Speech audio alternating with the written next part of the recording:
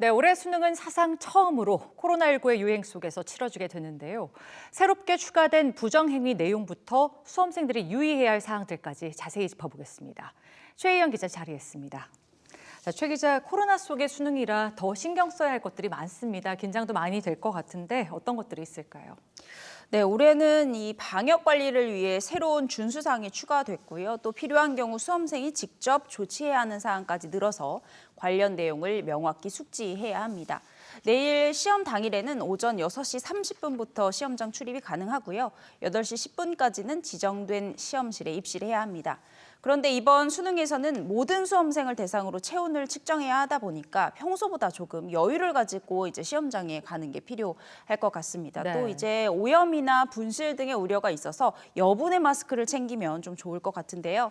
이때 망사 마스크 등의 비말 차단 효과가 현저히 떨어지는 마스크는 안 됩니다. 만약 이제 시험장에서 여분이 없을 경우에는 시험장 관계자에게 요청을 하면 이것을 받을 수 있습니다. 네, 마스크들 미리들 좀 넉넉히 챙겨야겠습니다. 자, 부정행위 내용 역시 예년보다 추가된 것들이 있다고요.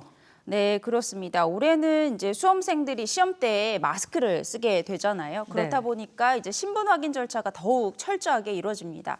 감독관이 신분 확인 요구를 하면 마스크를 내려서 얼굴을 보여줘야 하고요. 이때 이제 마스크 내리기에 응하지 않으면 부정행위로 간주될 수 있습니다.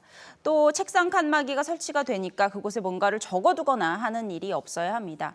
올해는 예년과 다른 시험 환경이 조성되면서 부정행위 방지를 위한 관리 감독 수위를 높이겠다는 방침이라서요. 네. 불미스러운 일이 없어야 합니다. 또 반입 물품을 다시 한번 확인하면 좋을 것 같은데요. 표를 보면서 말씀드릴까요? 반입 금지 품목을 보면 대부분이 이제 전자기기입니다. 그리고 네. 반입 가능한 물건은 뭐 신분증과 수험표 그리고 마스크 등입니다. 시계는 아날로그 시계만 가능하고요. 시험장에 출발하기 전에 이제 휴대전화와 스마트기기, 전자시계와 같은 시험장 반입 금지 물품을 나도 모르게 가방에 넣어두진 않았는지 확인하는 것도 필요합니다. 매년 전자기기 때문에 부정행위 처리가 되는 건수가 상당하거든요. 또 이제 4교시가 탐구 영역 시험인데요. 네. 선택 과목에 해당하는 문제지만 봐야 하는데 다 풀었다고 해서 다른 과목 시험지를 보면 부정행위 처리됩니다.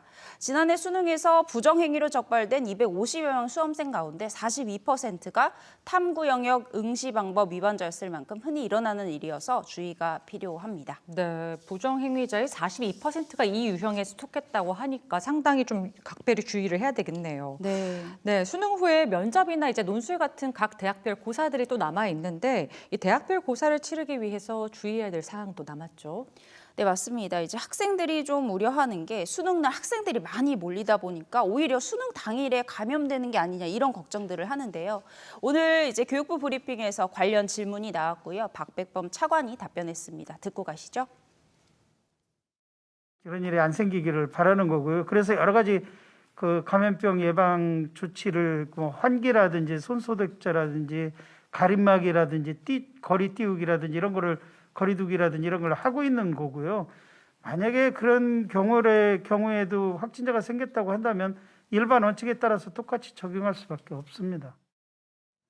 네, 이제 차관의 말의 의미는 이제 교육부가 대학별 고사는 수능과 다르기 때문에 코로나 확진이 되면 시험에 응시할 수 없다 이렇게 다시 한번 강조한 내용이고요. 예외는 없다. 네, 그렇습니다. 그래서 이제 수능 당일 시험장에서도 조심해야 할 부분들이 있습니다. 이제 시험장 내에서도 쉬는 시간이나 점심 시간에 이제 친구들과 모여서 뭐 관련 답도 맞추고 얘기를 나누잖아요. 근데 그렇죠. 이제 모여서 대화를 하는 것보다는 이제 본인의 자리를 좀 지키는 게 좋습니다. 그래서 본인의 자리에서 식사도 하는 게 중요할 것 같고요. 또 시험이 끝나고 퇴실을 할 때도 주의사항이 있습니다. 한꺼번에 몰려서 나가다 보면 이제 순간적으로 밀집도가 확 높아지잖아요. 네. 그래서 그게 이제 위험이 될 수 있으니까 거리두기를 하면서 퇴실하는 게 안전합니다.